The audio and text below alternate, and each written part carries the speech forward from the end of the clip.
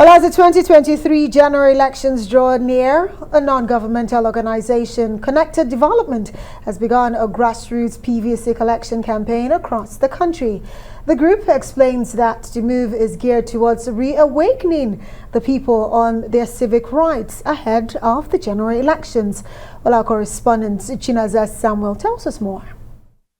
This is Agwandadi village, located in Nyanya, a sub-urban district in the Abuja Municipal Area Council of the Federal Capital Territory. It is one of those places in the country where the all-seeing eye of the government is yet to gaze upon, despite its proximity to the city center. Here, access to basic amenities is a luxury. We not get primary health care, we not get in this community. Primary school, we not get it for this community. And even secondary school, we not get it. We not have. I relocated here with my family 2009, but the road is nothing to talk about. And we have issue of health facility and schools. We don't have good schools for our kids. No light, because the whole of this place has just one transformer. Some residents of this community insist that the government is well aware of the absence of basic amenities. They have seen the circle of politicians who make promises of bringing the much-needed change whenever an election cycle comes up. Promises that sink to the bottomless pit once elections are over. My women, they get PVC anytime they are ready.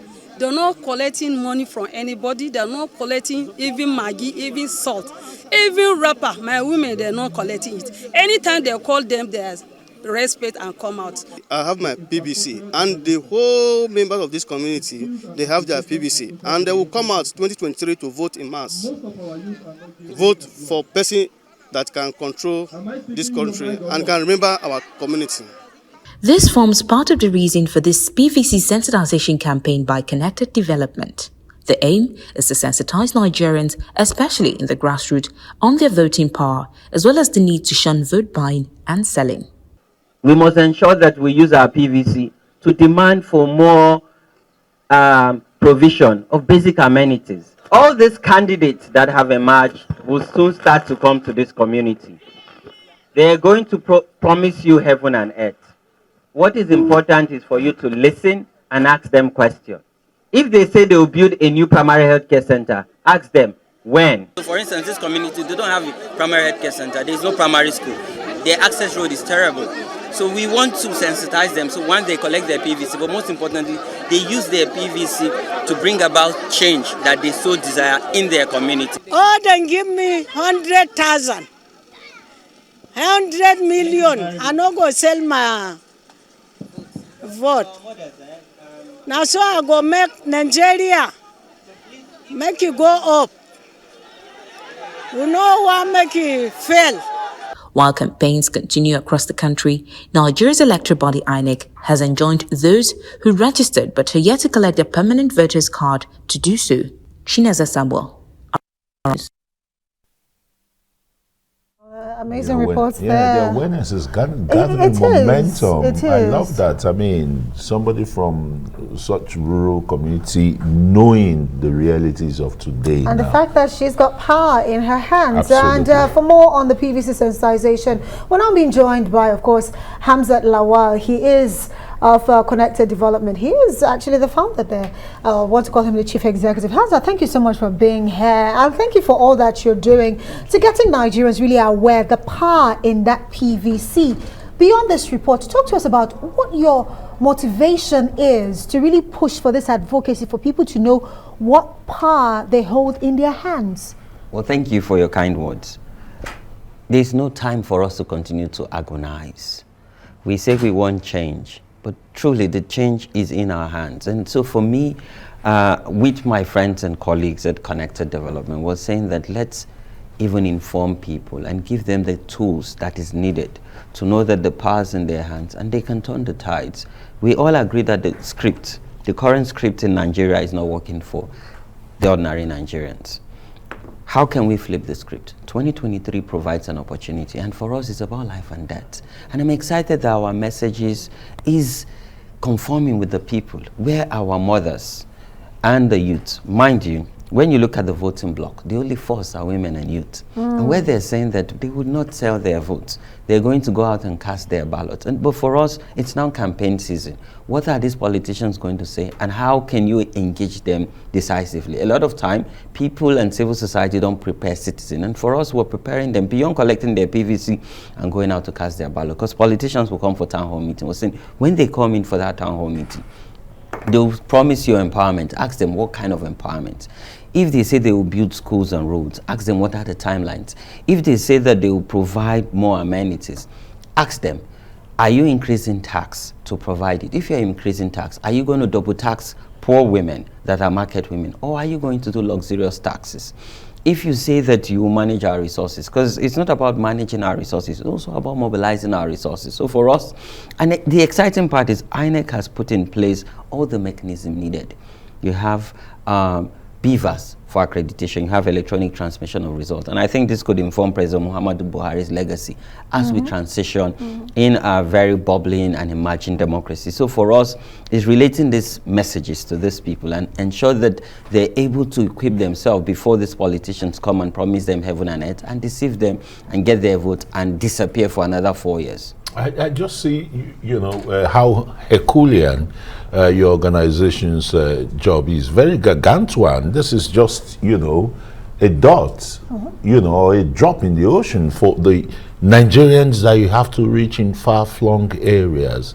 How are you going to do that? What kind of capabilities are you bringing to the fore?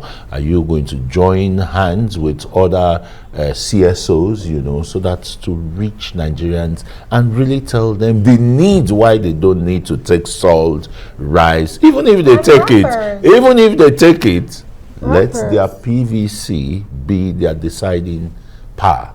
In the spirit of the Sustainable Development Goal 17 that talks about partnership for the goals, yes, we're big on partnership where we can form alliances with other civic group, religious and traditional institutions. For the past 10 years, because connected development is now 10 years, for the past 10 years we've built alliances, we've built partnership with the media, with civic actors, with the government itself, and the people on the ground. In 2019, we mobilized and deployed 10,000 voters.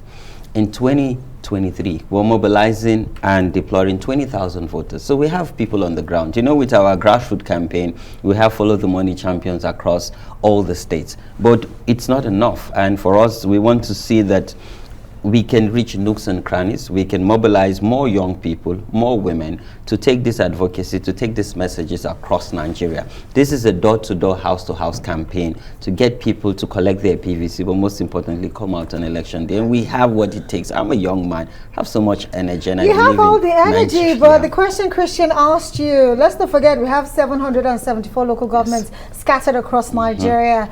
So how do you intend to reach, especially those people who need to be told, what that PVC means beyond having to sell their votes for wrappers or salt or rice or whatever it is? How do you intend to ensure that the right messages get to the right people intended for it? I have coordinators in the 36 states. Now we're building and working to get coordinators in the 774 local governments. At Follow the Money, we have 10,000 dedicated grassroots reporters, but that's not enough. We're mobilizing 10,000 to join this 10,000 and become champions that also observe the elections. But we'll also work with different groups because we can't do it alone. We're leveraging on our partnership and relationship with the media, with traditional and religious institutions, because for us, we want to also leverage on existing trust, because citizens and electorate have lost some level of trust with government. So we want to build, this trust, rebuild this trust, working with traditional and religious institutions, talking to some of our clerics, some of our very distinct traditional rulers, of course, with values. Even when some of the traditional rulers, their palaces and,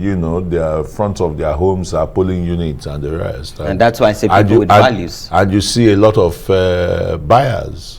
So the exciting part now is, and from the lessons, by the way, we learned from Kenya, because I deployed observers to Kenya, where when politicians tried to induce voters, the electorate themselves screamed and called the attention of the authorities. And in Kenya, the police mobilized, arrested these people, and they're being prosecuted. And that's our message. When you're being induced on the queue on election day, raise alarm.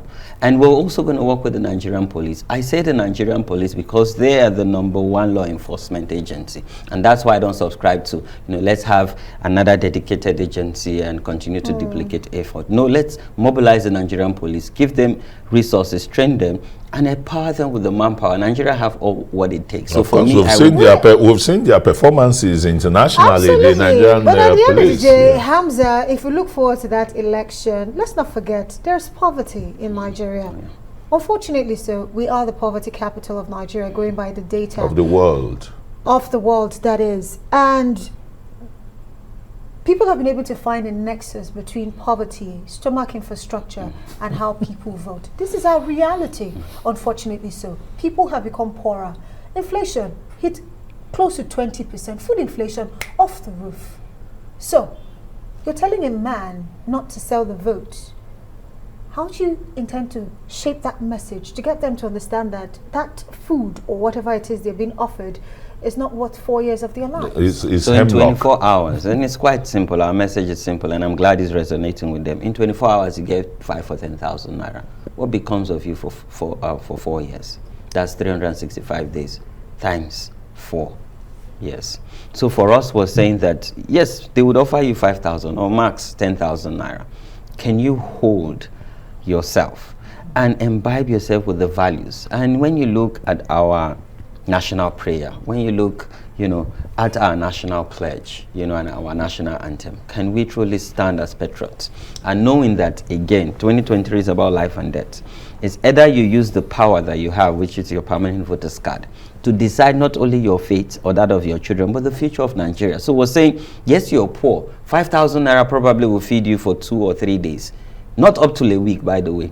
Why can't you be patient and vote in the right people? A man who's hungry, you want to tell him that message, and you think he would listen? Oh, he has to listen. He's looking at that plate of food right in front My of sister, him. a lot of people have lost their life just because a pothole that was supposed to be fixed, being contracted, was not fixed. So you get an accident, you rush to the nearby primary healthcare center. One, there's no nurses, there's no doctors. You meet nurses and doctors, there's nothing to treat you with, no syringe, no medicine. So it's for us to connect what the realities at the grassroots is, and then tell them stomach infrastructure will not bring you development. What will bring you development is in your hands. And for us, this is our message in the door-to-door, house-to-house campaign as we mobilize, equip, and sensitize Nigerian people, particularly women and youths. Fantastic. Yeah, we have the voting numbers, the women and the youths, really. Oh, yeah. But usually, sometimes it doesn't translate to... I belong to the youths too, just like... Well, if you say so, I'll believe you on that. But for now, we have to say thank you so much to Hamzat Lawal, an advocate for good governance, and of course, the Chief Executive Officer of Connected Development. Thank you so much for all that you're doing. Thank you. And of course, for joining us tonight. So you. people understand that the PVCs are not just an identity card, but it's power Absolutely. in our hands. Yeah.